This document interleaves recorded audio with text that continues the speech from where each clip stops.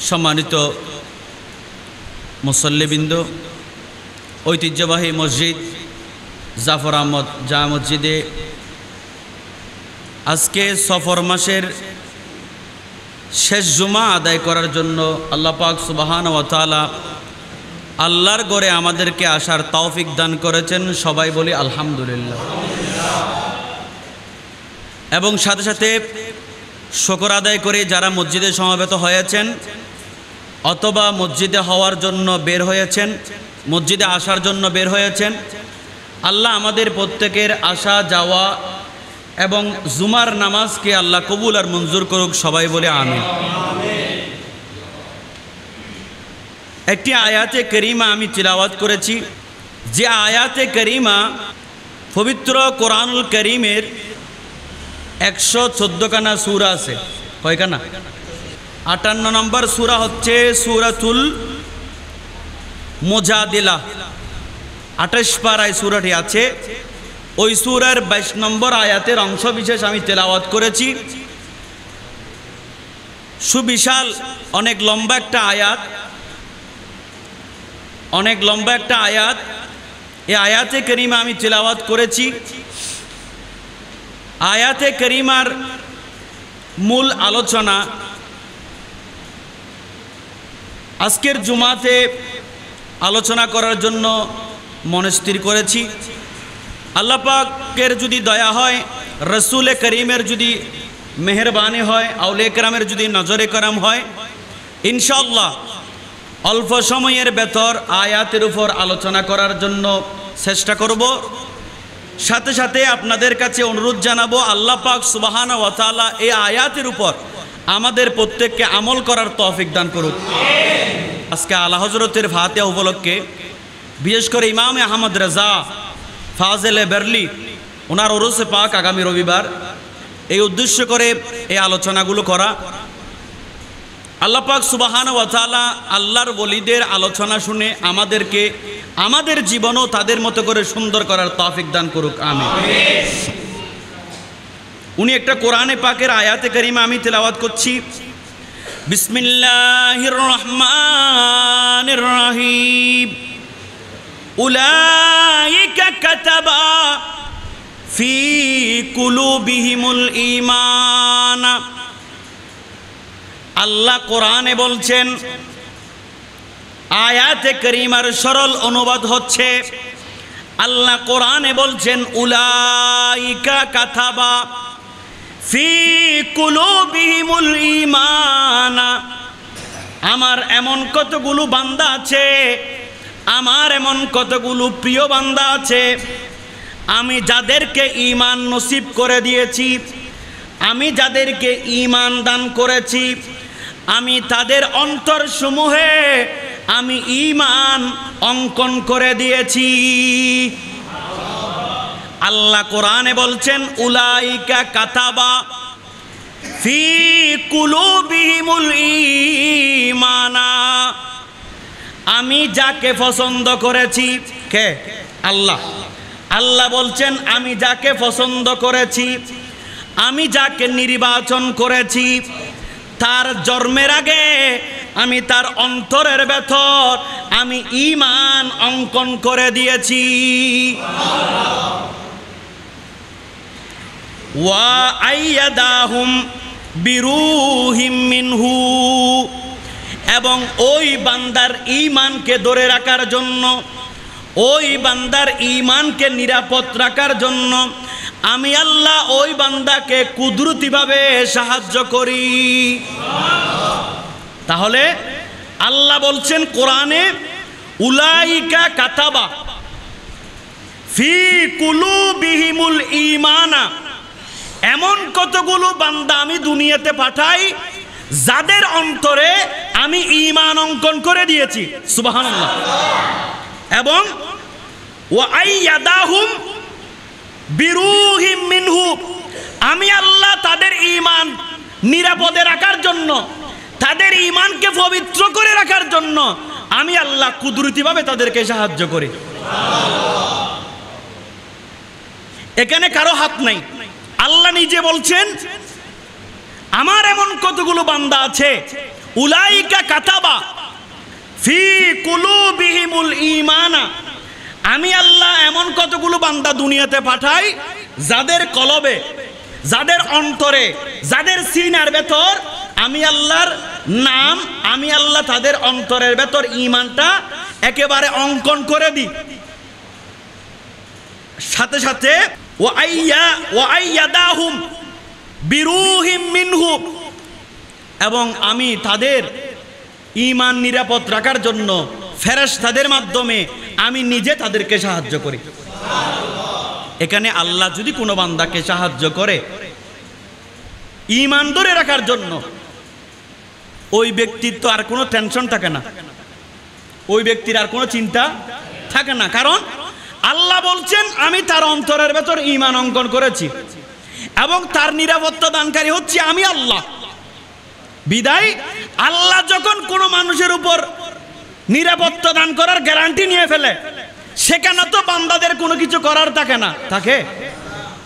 এই জন্য আল্লাহ বলছেন আলা ইন্না আউলিয়া আল্লাহি লা খাউফুন আলাইহিম ওয়ালা হুম ইয়াহজানুন। সুবহানাল্লাহ। আল্লাহ বলছেন দুনিয়ার মধ্যে আমার এমন কতগুলো ঈমানদার বান্দা আছে যাদের নিরাপত্তা দানকারী আমি আল্লাহ, এদের দুনিয়ার মধ্যে কোনো ভয় নাই, কবরের মধ্যে কোনো ভয় নাই, আখিরাতের কোনো পেরেশানি তাদের নাই। আল্লাহ কোরআনে পাকের ভেতর অনেকগুলো সূরা দিয়েছেন। একটা সূরার নাম হচ্ছে সূরা নাস। নাস মানে হচ্ছে মানুষ, ইনসান, মানব জাতি।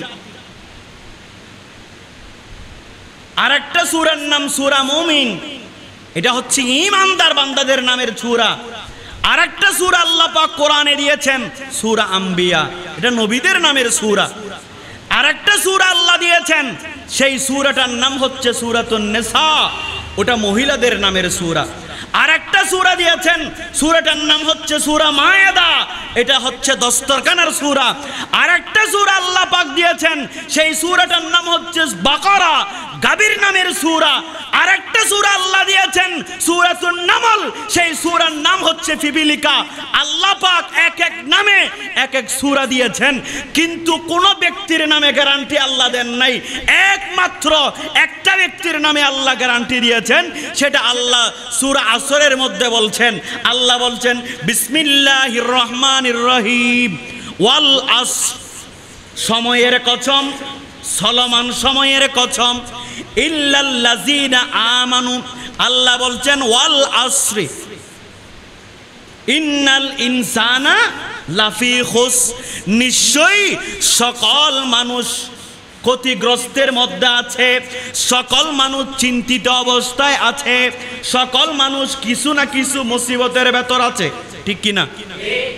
পৃথিবীর এমন কোনো মানুষ নেই যার কোনো মুসিবত নাই, যা কিছু না কিছু তার পেরেশানি আছে। কিন্তু আল্লাহ বলছেন ওয়াল আসরি, সময়ের কসম,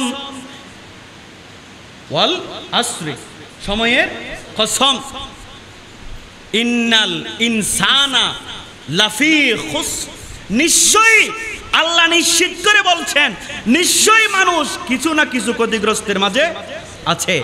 ইল্লাল্লাযীনা আমানু, কিন্তু ঈমানদার যারা, তারা কোনো ক্ষতির ভেতর নাই, তারা কোনো চিন্তার ভেতর নাই, তারা পেরেশানির ভেতর নাই।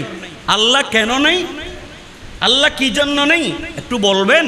আল্লাহ নিজেই বর্ণনা দিচ্ছেন ওয়া তাওয়াসাউ বিল হক, সবসময় তারা হকের উপর থাকে।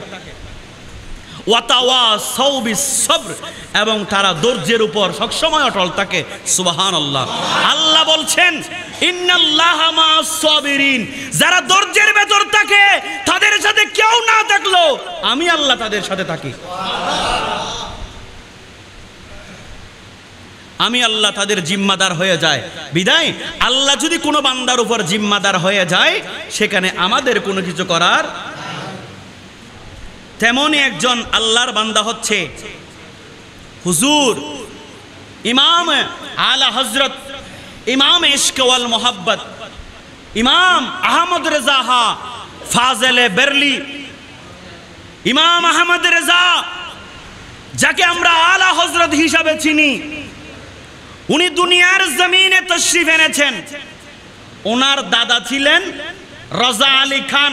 উনি ওই অঞ্চলের বেরলি অঞ্চলের একজন বিখ্যাত আলেম ছিলেন এবং ওই অঞ্চলের একজন কুতুব ছিলেন। সুবহানাল্লাহ। রাজা আলী খান, ওনার দাদা, আলা হযরতের দাদার নাম হচ্ছে রাজা আলী খান। উনি একজন জগৎ বিখ্যাত আলেম ছিলেন, পাশাপাশি ওই অঞ্চলের একজন কুতুব ছিলেন। সুবহানাল্লাহ। আর ইমামে আলা হযরত ইমাম ইশক ওয়াল মোহাব্বত ইমাম আহমদ রেজা, ওনার আব্বাজানের নাম হচ্ছে মুফতি নকি আলী খান। উনি একদিক দিয়ে জমিদার ছিলেন, অপর দিক দিয়ে ওই অঞ্চলের বেরলি অঞ্চলের মানুষকে ফতোয়া দান করতেন, ফতোয়া দিতেন। সুবহানাল্লাহ। উনিও ছোট বড় 25টি কিতাব রচনা করেছেন। আলা হযরতের আব্বাজান, আলা হযরতের আব্বাজান 25টা কিতাব রচনা করেছেন। ইমাম আজম ইমাম আলা হযরত দুনিয়ার জমিনে তশরিফ এনেছেন 1272 হিজরি, 1272 হিজরি। আর দিনটি ছিল শনিবার। জোহরের নামাজের পরে উনি দুনিয়ার জমিনে তশরিফ এনেছেন। উনি যখন বড় হয়েছেন, উনি আল্লাহর কোরআনের ভেতর থেকে ওনার জন্মসন আবজাদি হরুফ দ্বারা বের করেছেন। ওনার জন্ম তারিখ, যে আয়াতে কারিমা আমি তেলাওয়াত করেছি, ওই আয়াতে কারিমা হচ্ছে বিসমিল্লাহির রহমানির রহিম, উলাইকা কাতাবা ফি কুলুবিহিমুল ঈমানা। আলা হযরত বলছেন, এই আয়াতে কারিমা থেকে আমি আমার জন্মসন বের করছি। আপনারা দেখেন, আল্লাহ যে বলছেন উলাইকা কাতাবা ফি কুলুবিহিমুল ঈমানা, ঈমানদার তাকে বলা হয় যার অন্তরের ভেতর আল্লাহ ঈমান অঙ্কন করেছেন, ঈমান অঙ্কন করেছেন। ওয়া আইয়াদাহুম বিরুহিম মিনহু, আমি বলছি আহমদ রেজা, আমি আহমদ রেজা ওখান থেকে আবজাদি হরুফ দ্বারা, মানে সিনকে একটা সংখ্যা দিয়ে, জিমকে একটা সংখ্যা দিয়ে, এভাবে করে উনি ওনার জন্মসন 1272 হিজরি উনি ওই আয়াতে কারিমা দ্বারা বের করে নিয়েছেন। আর উনি বলছেন, এই আয়াতে কারিমা আমার কলবের ভেতর আল্লাহ পাক ঈমান অঙ্কন করে দিয়েছেন। ইমাম আলা হযরত দুনিয়ার জমিনে তশরিফ এনেছেন যখন ওনার বয়স 4 বছর ছিল। কয় বছর? উনি নাজারা খতম, কোরআন শরীফের নাজারা খতম শেষ করেছে। সুবহানাল্লাহ। উনি কোরআনে পাকের নাজারা খতম শেষ করেছেন। ইমামে আলা হযরত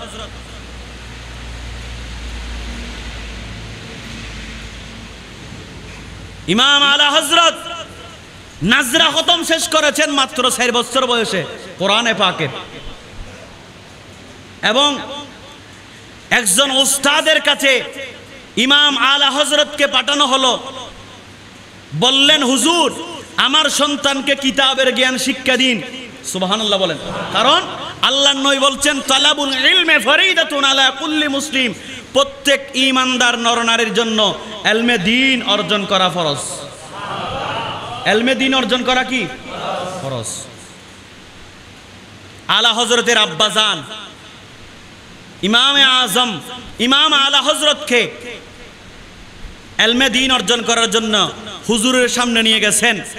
আর ইমামে আজম ইমাম আলা হযরত আজিমুল বরকত 4 বছর বয়সে পবিত্র কোরআনে পাকের নাজরা শেষ করে ফেলেছেন।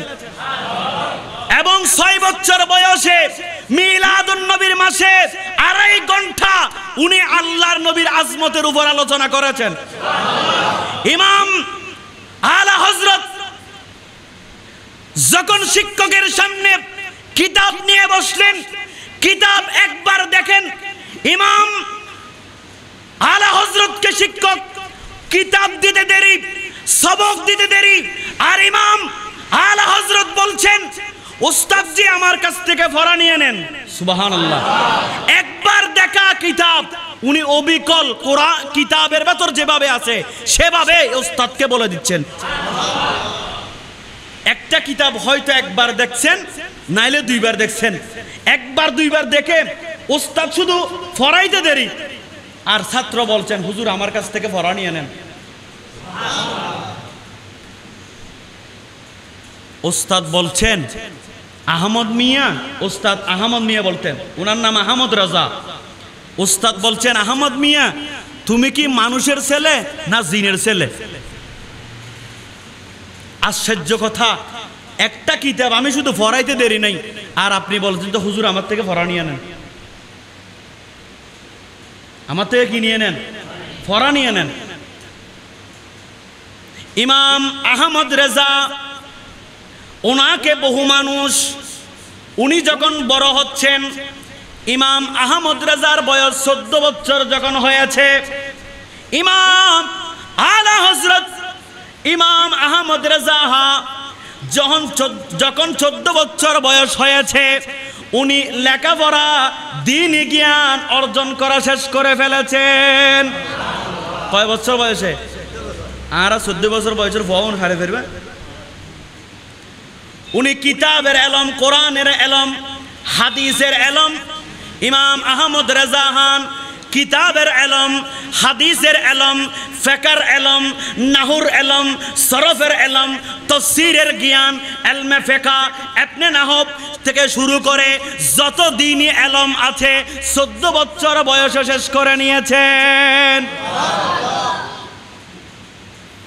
ইমাম আলা হযরত 14 বছর বয়সে যখন উনি ইলমে দ্বীন শেষ করেছেন, উনি এখন মাঠে ময়দানে বয়ান দিচ্ছেন। ওনার আব্বাজান একদিন একটা ফতোয়ার মধ্যে বেজে গেলেন আর ইমাম আহমদ রেজা বলছেন আব্বাজান আমাকে দিয়ে দেন। ইমাম আহমদ রেজা এমন ভাবে ফতোয়া দিলেন, উপস্থিত যত মুফতি ছিল বললেন এই আহমদ রেজা যুগশ্রেষ্ঠ একজন আলেম হবেন, বিদায় আজ থেকে ফতোয়ার দায়িত্ব ইমাম আহমদ রেজাকে দিয়ে দেন। এই জন্য ইমাম আলা হযরত ইমাম আজিমুল বরকত উনি যখন মাহফিল করছেন, আমাদের দেশে মাহফিল কলকে অনেক হুজুরকে টাইটেল দেয় না,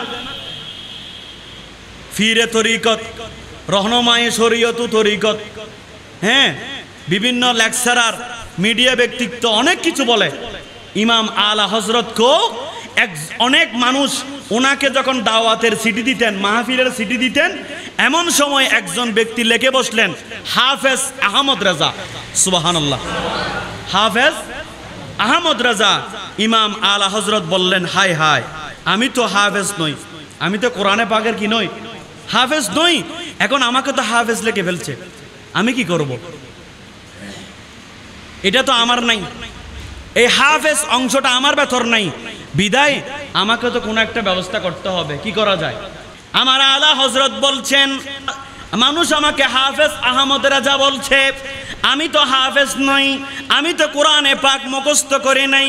আল্লাহ কিয়ামতের ময়দানে যদি আল্লাহ বলে তোমাকে তো হাফেজ লেখা হয়েছে, তুমি তো হাফেজ ছিলে না, আমি আহমদ রেজা আল্লাহকে কি জবাব দেব? সুবহানাল্লাহ। আমি আল্লাহকে কি জবাব দেব?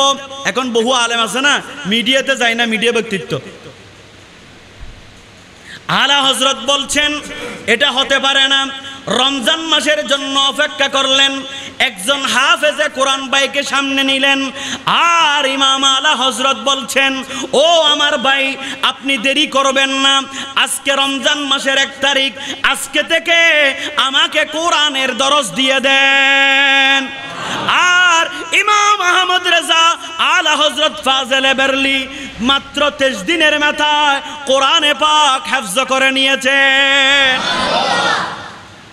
ইমাম আলা হযরত 23 দিনের মাথায় আল্লাহর কোরআন মুখস্থ করে ফেলেছেন।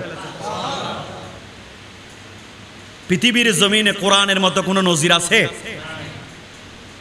যদি আগুনে লেগে ধ্বংস হয় পৃথিবীর সব বইয়ের দোকান, তবু বিশ্ব থেকে হারাবে না পবিত্র কোরআন। ঠিক কিনা কথা বলেন? যদি আগুনে লেগে ধ্বংস হয় পৃথিবীর সব বইয়ের দোকান, তবু বিশ্ব থেকে হারাবে না পবিত্র কোরআন। সুবহানাল্লাহ বলবেন না? ইমাম আলা হযরত চিন্তা করলেন, আল্লাহর কোরআন আমি মুখস্থ করি নাই, মানুষ আমাকে হাফেজে কোরআন বলছে, এটা তো বুলবুল, এটা তো চরমবুল, আমাকে কোরআন মুখস্থ করে নিতে হবে। রমজান মাসের ১ম তারিখ থেকে শুরু করে একজন হাফেজে কোরআনকে নিয়ে এসে ২৩ দিনের ভেতর আল্লাহর কোরআন মুখস্থ করে নিয়েছেন। আর আলা হযরত বলছেন আমি ২৪ ঘন্টা কোরআন শরীফ পড়ি নাই। আলা হযরত নোট করেছেন হুজুরের কাছে কত ঘন্টা কোরআন পড়েছেন। উনি ২৩ দিনের ভেতর মাত্র হুজুরের কাছে কোরআন পড়েছেন ১৫ ঘন্টা। উনি ১৫ ঘন্টায় আল্লাহর কোরআন মুখস্থ করে নিয়েছেন। ইনি আলা হযরত ইমাম আহমদ রেজা ফাজলে বেরলি, যিনি ১৫ ঘন্টায় কোরআনে পাক কি করে নিয়েছেন। আল্লাহ আমাদের প্রত্যেককে বোঝার তৌফিক দান করুক। ইমাম আলা হযরত আজিমুল বরকত, উনি এমন জ্ঞানী ছিলেন। ইমাম আলা হযরত মাঠে ময়দানে বয়ান করতেন, ইমাম আলা হযরত মাঠে ময়দানে আলোচনা করতেন। উনি এমনভাবে ধর্মীয় জ্ঞান আলোচনা করতেন, অনেক মানুষ হক কথা বলার কারণে ওনার বিরোধিতা করত, করে কি করে না? হক কথা বলার কারণে হযরত ইউসুফ আলাইহিস সালাম 12 বছর বিনা অপরাধে জেল কেটেছেন। আমাদের নবী হক কথা বলার কারণে জন্মভূমিতে থাকতে পারে নাই, মদিনায় চলে যেতে হয়েছে, ঠিক কিনা? আর হক কথা বলার কারণে আলা হযরতের অনেক দুশমন বেড়ে গেছে। ইমাম আলা হযরতকে জিজ্ঞেস করলেন, হুজুর আপনার কি ভয় লাগে না? হুজুর আপনার কি ভয় লাগে না? হক কথা বলেন, মানুষ আপনার বিরোধিতা করছে, হুজুর কেন হক কথা বলেন? ইমাম আলা হযরত বলছেন, ও আমার অনুসারীরা শুনো শুনো, ও আমার ভক্তবৃন্দ শুনো, আমার এই কলিজাটাকে যদি 2 টুকরা করা হয়, এক টুকরার ভেতরে লেখা আছে লা ইলাহা ইল্লাল্লাহ, আর অপর টুকরায় লেখা আছে মুহাম্মাদুর রাসূলুল্লাহ। ইমাম আহমদ রেজা বলছেন, আমার কলব যদি 2 টুকরা করে দেখাইতে পারতাম, ওখানে এক টুকরার মধ্যে আল্লাহ অঙ্কন করেছেন লা ইলাহা ইল্লাল্লাহ, অপর টুকরার মধ্যে অঙ্কন করেছেন মুহাম্মাদুর রাসূলুল্লাহ। কেন? আল্লাহর কোরআনে সাক্ষী দিচ্ছেন, সেটা হচ্ছে উলাইকা কাতাবা ফি কুলুবিহিমুল ঈমানা, যাদের অন্তরে আল্লাহ ঈমান দান করেছেন তাদের কলবে আল্লাহর নাম অঙ্কন করে দিয়েছেন। বিদায় আলা হযরত বলছেন, আমার অন্তরের ভেতর আমার কলবকে যদি 2 টুকরা করা হয়, আমার এই শরীরকে যদি 2 টুকরা করা হয়, এক টুকরার ভেতরে লেখা আছে লা ইলাহা ইল্লাল্লাহ, অপর টুকরার মধ্যে লেখা আছে মুহাম্মাদুর রাসূলুল্লাহ। বিদায় আমার কোনো ভয় লাগে না, মৃত্যু আসলে আসবে, মরে গেলে গেলাম, কিন্তু আল্লাহর দ্বীন পৃথিবীর জমিনে প্রতিষ্ঠা করে ছাড়বো ইনশাআল্লাহ। উনি 1500 কিতাব রচনা করেছেন। আল্লাহ পাক আমাদের প্রত্যেককে বুঝার আমল করার তৌফিক দান করুক, আমিন। ইমাম আলা হযরত ইনি এমন এক ব্যক্তিত্ব, ওনার একজন মুরিদ ছিলেন, ওনার নাম হচ্ছে আমজাদ আলী কাদেরী। আমজাদ আলী, উনি আবার বাহারে শরীয়ত নামের একটা কিতাব আছে, ওটা 20 খণ্ডের। আমজাদ আলী একদিন ঘর থেকে বের হলেন, উনি ফাঁকি শিকার করবে। কি শিকার করবে? হঠাৎ করে আমজাদ আলী দেখলেন উনি ফাঁকি শিকার করার জন্য তীর এভাবে তাক করেছেন, আর আমজাদ আলী দেখলেন উনি ফাঁকি বরাবর শিকার করে এরকম ধরেছেন গুলি। হঠাৎ করে ভুল করে ওনার হাত কাঁপাতে ওইটা ফাঁকির গায়ে না পড়েছে একটা মানুষের গায়ে, পড়েছে একটা কিসের গায়ে? সাথে সাথে পথচারী ব্যক্তি মারা গেছে। পথচারী ব্যক্তিটা যখন মারা গেল, পুলিশ এসে আমজাদ আলীকে ধরে থানায় নিয়ে গেলেন। ওনাকে হাকিম ঘোষণা করেছেন যে ওনার শাস্তি হচ্ছে একমাত্র মৃত্যুদণ্ড, ওনাকে ফাঁসির হুকুম দেওয়া গেল। ওনাকে কিসের হুকুম দিলেন? ফাঁসির হুকুম দিলেন। ফাঁসির হুকুম হয়ে গেছে, ওনাকে অমুক দিন আপনারা ফাঁসির কাষ্ঠে ঝোলাবেন। আলা হজরতের কিছু বন্ধু আলা হজরতের দরবারে গেলেন, হুজুর আমজদ আলী কাদেরীর কিছু বন্ধু বান্ধব আমার আলা হজরতের দরবারে গেলেন, হুজুর আমজদ আলীর ফাঁসির রায় হয়ে গেছে। আমজদ আলীর কি হয়ে গেছে? ফাঁসির রায় হয়ে গেছে হুজুর, আপনি একটু দোয়া করেন তার জন্য। তোমাদের চিন্তার কোনো কারণ নেই, আমজদ আলীর কোনো ফাঁসি হবে না, সেই অবশ্যই ঘরে ফিরে আসবে। সুবহানাল্লাহ। আলা হযরত বলছেন তোমরা চিন্তা করিও না, আমার আমজদ অতি দ্রুত যেই দিন ওনাকে ফাঁসির রায় দিয়েছেন ওই দিন উনি ঘরের ভেতর চলে আসবেন। সুবহানাল্লাহ। ওনার পরিবারের, ওনার স্ত্রী, ওনার সন্তান জেলখানার ভেতর দেখতে গেলেন, কান্নাকাটি করছেন, হয়তো আপনার সাথে আর দেখা হবে না, আপনাকে যখন ফাঁসি দিয়ে ফেলবে আমরা কাঠের ব্যবস্থা করে রাখবো, আপনাকে কোন জায়গায় কবর দেওয়া হবে একটু আমাদেরকে বলে দেন। আমজদ আলী বলছেন, হে আমার স্ত্রী চিন্তা করিও না, গত রাতে আমার পীরে মুর্শিদ ইমামে আলা হযরত আমাকে এসে বলেছেন স্বপ্নের ভেতর, এই আমজদ কালকে সকালবেলা তোমার মুক্তি হয়ে যাবে, তোমরা চিন্তা করিও না, আমি মুক্তি পেয়ে যাব। কারণ কি? এখানে সন্দেহ আসতে পারে, উনি তো আমাদের মতো একজন মানুষ, উনি বললে সেটা কবুল হবে কেন? সেটা আমার রাসূল হাদিসে পাকে বয়ান করেছেন, গত জুমার মধ্যে আলোচনা করেছি। ওয়াইন সালানি লা উতিয়ান্নাহু, আল্লাহর নবী বুখারী শরীফের হাদিসে বলেছেন, আল্লাহর প্রিয় বান্দারা যদি আল্লাহর কাছে কোনো কিছু চায় আল্লাহ ওই বান্দাকে সাথে সাথে ওটা দান করেন।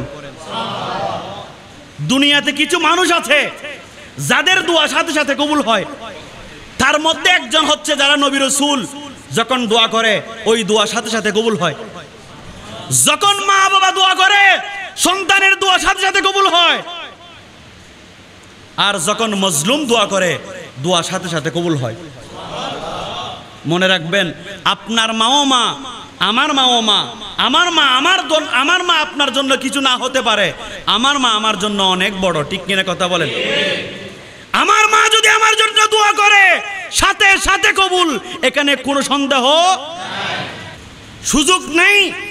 উনি একজন সাধারণ মহিলা বলার কারণ আল্লাহ বলছেন নবীদের দোয়া সাথে সাথে কবুল হয়, এবং আল্লাহর জগতে মা যখন সন্তানের জন্য দোয়া করে ওই দোয়া সাথে সাথে কবুল হয়ে যায়। আল্লাহর নবী বলছেন ওয়াইন সালানি লাউতিয়ান্নাহু, যখন কোন আল্লাহর প্রিয় বান্দা আল্লাহর কাছে দোয়া করে কারো জন্য আল্লাহ ওই দোয়া কবুল করে ফেলেন। এই জন্য আলা হযরত দোয়া করেছেন আমজদ আলীর জন্য। স্ত্রীকে বলছেন, স্ত্রী চিন্তা করিও না, তুমি চিন্তা করবা না, কালকে সকালে আমি ঘরে গিয়ে নাস্তা করব। আর আম্মা জান আসলেন, আম্মা জান চোখের পানি ফেলে দিলেন। আর আমজদ আলীর আম্মা জান এসে বলছেন, বাবা পৃথিবীর জমিনে কত কষ্ট করে আমি তুমি সন্তানকে লালন পালন করেছি, আব্বা জান কালকে তো তোমার ফাঁসি হয়ে যাবে, আর তোমার সাথে আমার দেখা হবে না। মা কাঁদে কি কাঁদে না? পৃথিবীর জমিনে মার চেয়ে বড় মায়া করে আর কেউ আছে? আর কেউ আছে পৃথিবীতে? একটি করে মা তুমি কতই মধুর না, এই পৃথিবীর সবই দিল হয় না মায়ের দাম। সুবহানাল্লাহ বলে। পৃথিবীর সব দিয়ে দিতে পারি কিন্তু মায়ের ঋণ কখনো শোধ হবে না। আমজদ আলীর আম্মা জান জেলখানার ভেতর ঢুকে সন্তানের জন্য কান্না করছেন, বাবা কালকে তো আপনাকে ফাঁসি দিয়ে দেবে, আমি তো অসহায় হয়ে যাব।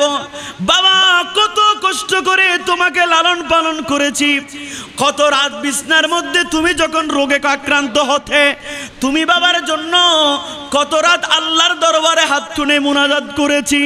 আল্লাহ যদি রোগ হয় আল্লাহ রোগটা আমাকে দিয়ে দাও, আমার সন্তানকে আপনি ভালো করে দিন। আল্লাহ আমার সন্তানের রোগ হয়েছে, আল্লাহ রোগটা আমাকে দিয়ে দেন, আমি মা সহ্য করে নেব, আমার সন্তানকে আপনি ভালো করে দেন। এই কথা বলার সাথে সাথে আমজাদ আলীর আম্মা জানকে আমজাদ আলী বলছেন, আম্মা বিচলিত হবেন না, আপনি দ্রুত বাসায় চলে যান। আমার পীরে মুর্শেদ বলেছেন আগামীকাল সকালবেলা ফজরের নাস্তা ইনশাআল্লাহ আমি আপনার সাথে করব। ফাঁসির কাষ্ঠে নিয়ে যাওয়া হলো, আর প্রতিটা রীতি মোতাবেক জিজ্ঞেস করা হলো। হেই আসামিকে ডাকা হলো, আমজাদ আলীকে ডাকা হলো, তোমার শেষ ইচ্ছা কি একটু বলুন, তোমার শেষ ইচ্ছাটি একটু বলুন, তোমাকে এখন রশি দেওয়া হবে, তোমার শেষ ইচ্ছা থাকলে বলে দিন। আমজাদ আলী মুস্কি হেসে বলছেন, আমার শেষ ইচ্ছা হচ্ছে আমি একটু পরে গিয়ে বাসায় নাস্তা করব। কি বলো, রশি মাথার উপর ঝুলে, তারপরও তোমার ভয় নাই, তুমি মারা যাবে। এগুলো মোল্লা টোল্লার কথা বিশ্বাস করিও না, পুলিশ এগুলো বিশ্বাস করেনি, এদের কথা বিশ্বাস করিও না। তুমি মারা যাবে, শেষ ইচ্ছা কি বলো? হয়তো আমার কোনো শেষ ইচ্ছা নাই, শেষ ইচ্ছা হচ্ছে আমি একটু পরে সকালের নাস্তা বাসায় গিয়ে করব। সেটা আমার স্ত্রীকেও কালকে বলছি, আমার মাকেও বলেছি, আমার পীরে মুর্শেদ আমাকে স্বপ্নে এই কথাটা বলেছেন। বিদায় আমার কোনো ভয়, আমার কোনো পেরেশানি, আমার কোনো চিন্তা নেই। আলা হযরতের কথা মোতাবেক ওই আমজাদ আলীকে কাষ্ঠের মধ্যে দাঁড় করানো হলো, রশি পরিয়ে দেওয়া হলো। এমন সময় রানী ভিক্টোরিয়া খবর পাঠালেন, আমার সন্তান আজকে সুন্দর একটা মুকুট পরেছেন, রাজমুকুট। সুবহানাল্লাহ। আমি রানী, আমার সন্তান মুকুট পরাতে আমি খুশি হয়ে গেলাম, এত বেশি খুশি হয়েছি, কিছু ফাঁসির আসামি, কিছু কয়েদিকে এই মুহূর্তে নাজাত করে দাও, এই মুহূর্তে কি করে দাও। রশি বসানোর আগে সিটি যখন এসেছে, রানীর কথা কি ফেলতে পারে? আর সাথে সাথে হযরতে আমজাদ আলীকে মুক্তি দিয়ে দিলেন। ওইদিকে ঘরের মধ্যে কান্নার রুল আর খাট নিয়ে বসে আছে, কাফনের কাপড়ও রেডি আছে।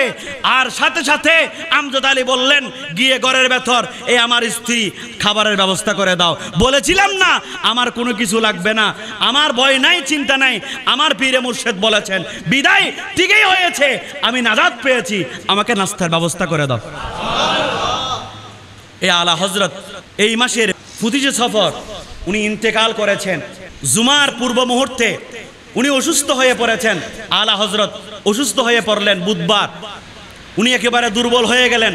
ইমামে আলা হযরত দুর্বল হয়ে পড়লেন, ডাক্তারকে ডাকা হলো, আপনি শিরাটা একটু দেখেন, উনার শিরাটা একটু দেখা হোক।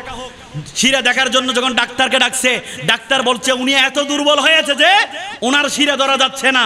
ইমাম আলা হযরত দুর্বল হয়ে গেছেন, বিদায় উনি বেশিক্ষণ বাঁচবে না, উনি মারা যাবেন। আর আলা হযরত জিজ্ঞেস করলেন, ডাক্তার সাহেব আজকে কি বার সেটা বলেন। বলে বুধবার। বলে আমি বেঁচে থাকার সময় এখনো আছে, আমি আজকে মারা যাব না, আমার মৃত্যু হবে শুক্রবার। আমাদেরকেও কবরে যেতে হবে কি হবে না? হবে কি হবে না? আলা হযরত বলছেন, আল্লাহ এটার নাম পৃথিবী, এটার নাম দুনিয়ার জগৎ। আল্লাহ গত সপ্তাহে শুক্রবার আমি চেয়ারে বসাছিলাম, আজকে আমি বিছনায় শুয়ে গেছি, উঠতে পারছি না, দাঁড়াতে পারছি না। আল্লাহ আমি দুর্বল হয়ে গেলাম, আগামী শুক্রবার তো আমি থাকবো কোথায়? কবরে। কবরে আমাদেরকে যেতে হবে কি হবে না? আলা হযরত বলছেন, সাবধান, আমার পরিবারের কেউ জুমার নামাজ কাজা করবে না, সবাই জুমার নামাজে চলে যাও। সুবহানাল্লাহ। উনি নামাজকে কত ভালোবাসতেন, সাকরাতের বিছানায় ও শিক্ষা দিচ্ছেন, হে আমার পরিবারের কেউ আমার জন্য বসে থাকবে না, নামাজের জন্য জুমায় চলে যাও। কোথায় চলে যাও? জুমার নামাজের পরে উনি সবাইকে বললেন, তোমরা কেউ আমার জন্য কান্নাকাটি করবে না, আমার জন্য দোয়াখানি করো, তোমরা কোরআনে পাকের তেলাওয়াত করো, আমি কোরআনে পাকের আওয়াজটা শুনবো।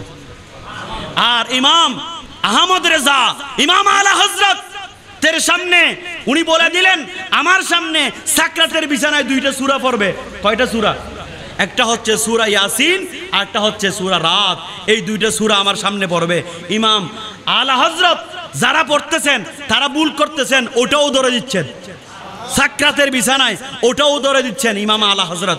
দেখেন উনি কত মাফের আলেম ছিলেন, আর সাকরাতের বিছানায় কোরআন শরীফের ভুল ধরে দিচ্ছেন। আমাদের তো হুঁশও থাকে না, আমাদের তো কি থাকে না, হুঁশ থাকে না। जब कि दुनिया से मेरा हो जाना सूरा यासीन पढ़ के सुनाना, सूरा यासीन पढ़ के सुनाना। अल्लाहुम्मा मौलाना मोहम्मद वाला आलिही।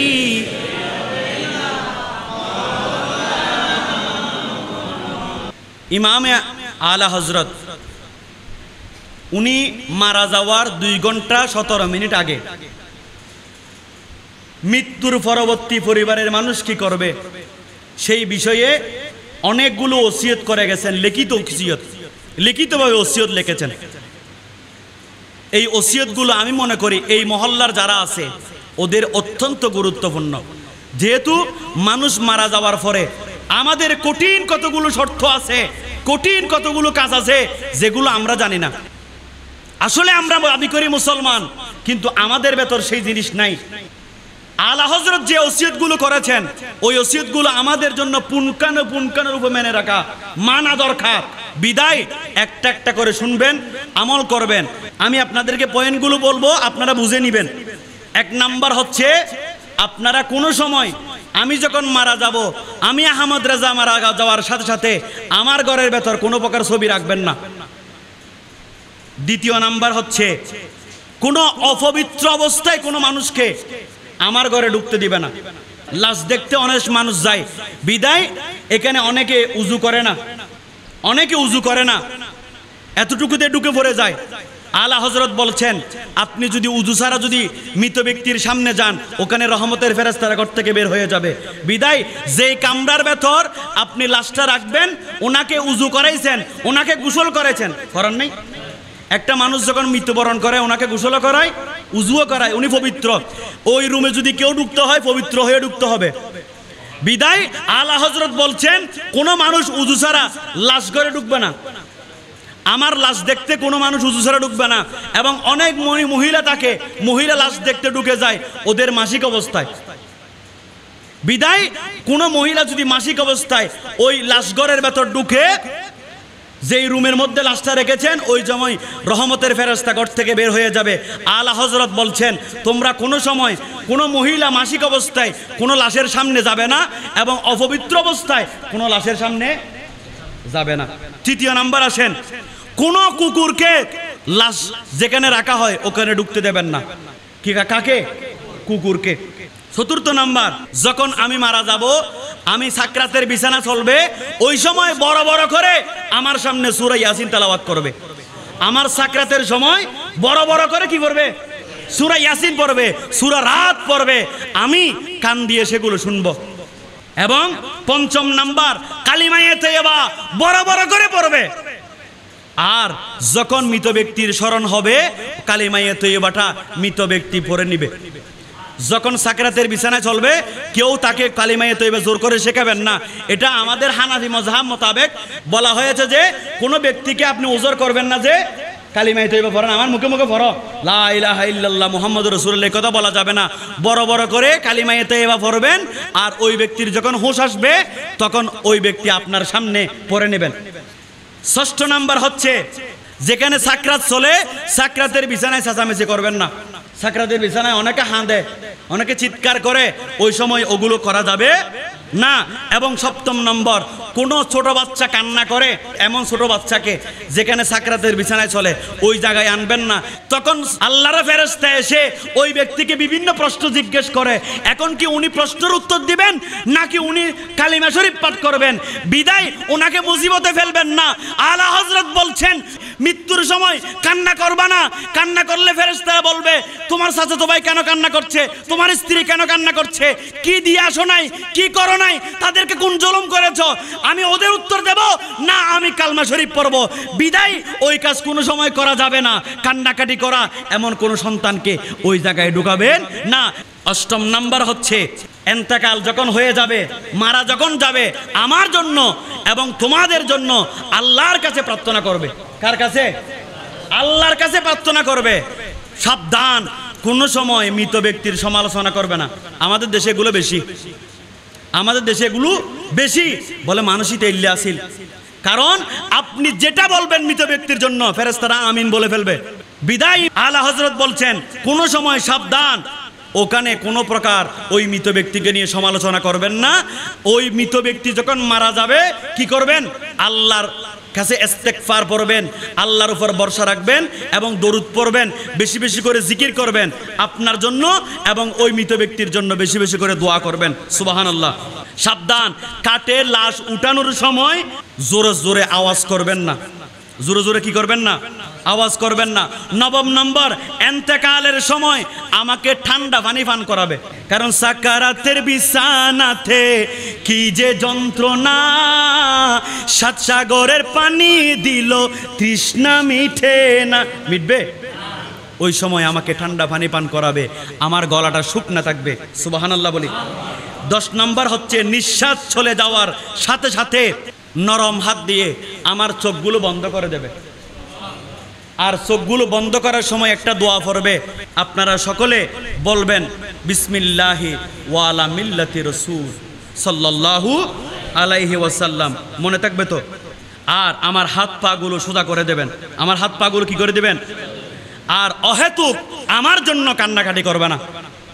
কোনো সময় কেউ আমার জন্য কান্নাকাটি করবে না। 12 নম্বর হচ্ছে গোসল এবং অন্যান্য কাজগুলো সুন্নত মোতাবেক করবে। 13 নম্বর হচ্ছে জানাজায় যেন শরঈ কারণ ছাড়া আমার জানাজা যেন দেরি করে না হয়। আমাদের দেশে অনেকে ফ্রিজে রেখে দেয়, ওই কাজগুলো করা যাবে না। যত দ্রুত পারো আমাকে তাড়াতাড়ি করে দাফন করে ফেলবে। সুবহানাল্লাহ বলেন। সাবধান, আমার নামের উপর আমার প্রশংসা করে কোনো কবিতা, কোনো নাতে রসুল, কোনো গজল গাইবে না। কার প্রশংসা করে? আমার প্রশংসা করে। এখন তো বহুত ফিসাব মরে গেলে ফিসাবর নামে হত গান আছে কি নাই? আছে কি নাই? ইমাম আলা হযরত বলছেন আমার নামে কোনো কবিতা পড়বা না, আমার নামে কোনো গজল গাইবা না। একমাত্র প্রশংসা করবে কার? প্রশংসা করবে কার? আল্লাহ।